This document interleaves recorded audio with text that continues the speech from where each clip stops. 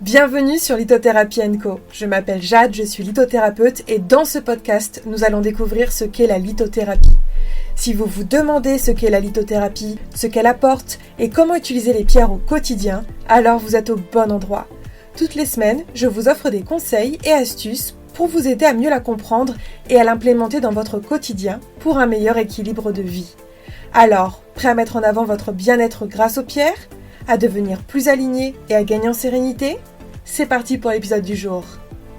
Bonjour à tous et bienvenue dans l'épisode 186 du podcast Lithothérapie & Co. Je suis heureuse de vous retrouver aujourd'hui pour vous parler du livre. Et oui, parce que comme vous le savez, ça y est, mon livre est sorti, donc le langage psycho-émotionnel des pierres. Et du coup, je voulais vous en parler un petit peu ici, je voulais vous parler un petit peu de ce qui s'était passé. Je pense que pour ceux qui me suivent depuis un petit moment, vous savez que mon premier ouvrage a été l'Oracle. Et en fait, quand j'ai eu le contact avec la maison d'édition, ils m'ont dit « Ok, c'est super, trop bien pour l'Oracle, etc. Mais ce qu'on aimerait, c'est que vous fassiez un livre d'abord. Est-ce que c'est OK pour vous ?» Et donc, j'ai dit « OK ». Voilà, donc je m'attendais pas du tout à écrire un livre, il est arrivé comme ça.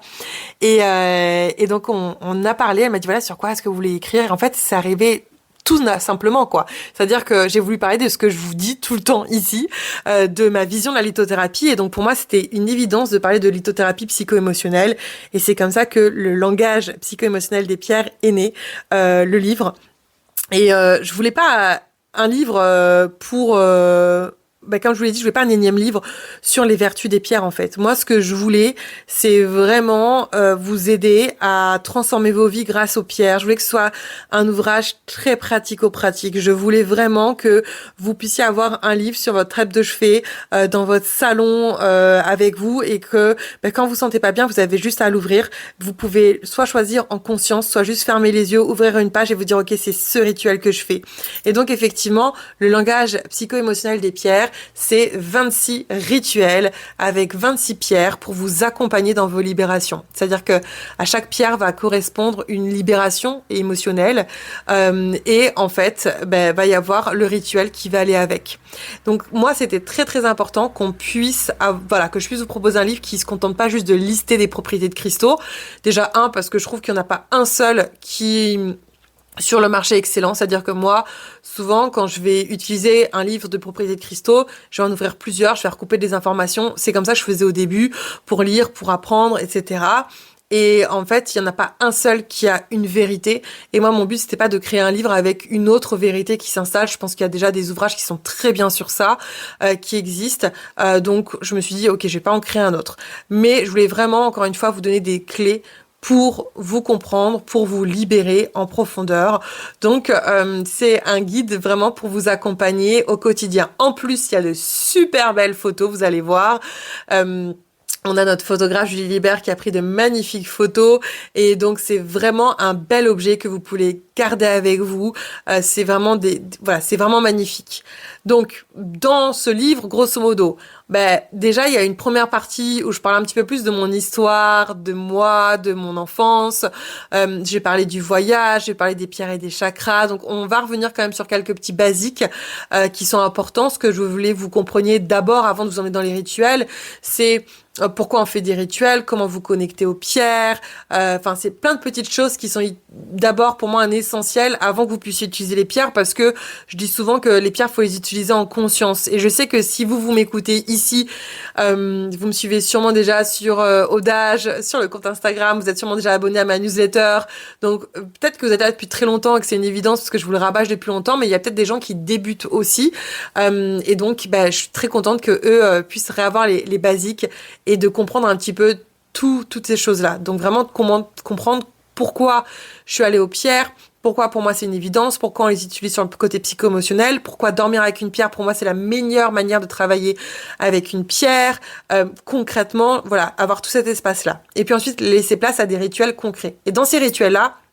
J'ai voulu être très, encore une fois, je vous l'ai dit, pratico-pratique. C'est-à-dire que c'est des choses que vous avez juste à vous lever, vous en avez dans votre tiroir, dans un placard, etc. Vous allez voir, il y a souvent 3-4 choses maximum.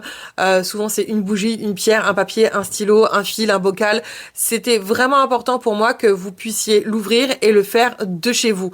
Parce que sinon, on le fait jamais, ou alors ça devient trop complexe. Et moi, j'ai tendance à dire que la spiritualité, la pratique ésotérique, le développement personnel, spirituel, tout ça, ça n'a pas à être complexe. C'est très simple, les règles sont très simples, et donc ça sert à rien de complexifier les choses, et c'est pas parce que on a une coquille d'ormeau qu'on met aux 3/4 nord de la pièce que ça va activer plus d'énergie ou pas. L'important, c'est de le faire en conscience. Donc voilà, j'ai fait des choses, encore une fois, simples, efficaces, mais que vous pouvez faire de chez vous. Donc ce livre, c'est vraiment un livre action, quoi. C'est vraiment quelque chose qui va vous permettre de passer à l'action. Et avoir le plus d'impact. Et d'ailleurs, si vous travaillez avec ou que vous essayez des choses, mais envoyez-moi des messages pour me dire j'ai testé ce rituel, il est trop bien, ou voilà ce qui s'est passé pour moi. Prenez le temps toujours de bien noter ce qui se passe pour vous, c'est hyper important. Souvent on a beaucoup d'émotions qui sont refoulées, des blessures qui sont là, des schémas répétitifs, des croyances limitantes qui nous limitent. Et le but de ces rituels de guérison psycho-émotionnelle, c'est de proposer par la pierre, mais aussi par du journaling ou des rituels, etc. Puisque de toute manière, c'est une synergie entre toutes. Vous savez que la pierre seule ne suffit pas. Donc c'est pour ça que moi, je vous propose des rituels qui intègrent plusieurs choses pour pouvoir justement identifier ou comprendre ou commencer à dissoudre un blocage, en tout cas avancer avec plus de clarté et de sérénité aussi. C'est vraiment un livre qui est intuitif et qui est accessible à tous. Donc c'est autant pour les débutants qui connaissent absolument rien que pour les personnes qui sont déjà passionnés et qui aiment déjà les pierres et qui se disent bah chouette, en fait je vais pouvoir me faire des rituels ultra simples, ultra puissants et ultra efficaces. Et donc voilà, donc il y a des rituels pour travailler sur la confiance en soi, il y a des rituels en lien avec l'amour, le stress, l'anxiété, la motivation, la protection, les pensées négatives. Vous allez voir, j'ai vraiment listé les problématiques. Heureusement, je vous connais très bien, on échange énormément et je pense que ça, c'est ma plus grande force aussi. C'est que du coup, je vous écoute, je sais ce dont vous avez besoin et donc j'ai vraiment listé les 26 thématiques qui reviennent le plus souvent pour vous créer des rituels par rapport à ça. Voilà, donc vous savez que le livre, vous pouvez le retrouver sur toutes les plateformes. Il y en a sur le site, il y en a sur Amazon, il y en a sur toutes les librairies indépendantes aussi, hein. Il y en a sur la Fnac, Cultura, etc. N'hésitez pas à le prendre, n'hésitez pas à l'offrir, n'hésitez pas à en parler autour de vous, bien évidemment. Et en tout cas, voilà, sachez que moi, je suis tellement fière d'avoir pu mettre ça en place, j'ai tellement hâte d'avoir vos retours. J'ai un mélange, parce que c'est mon premier ouvrage, j'ai un petit mélange entre l'excitation et l'appréhension. Donc vraiment, n'hésitez pas à me faire de retours, ça me fera du bien, ça nourrira le côté excitation plutôt qu'appréhension. Voilà, et je vous fais plein de gros bisous d'amour. Nous, on se revoit la semaine prochaine pour parler du rituel d'Ostara, puisque le printemps arrive. Et en attendant, je vous mets le lien vers le livre en description de ce podcast. Je vous fais plein de gros bisous d'amour et je vous remercie parce que ce livre, il a été co-construit grâce à vous aussi, même si vous n'en avez pas l'impression. C'est tous nos échanges qui m'ont permis d'être le plus juste possible pour pouvoir vous proposer un livre qui soit vraiment à la hauteur de vos attentes et un livre qui vous corresponde. Donc voilà, je vous fais plein de gros bisous. Ciao, ciao.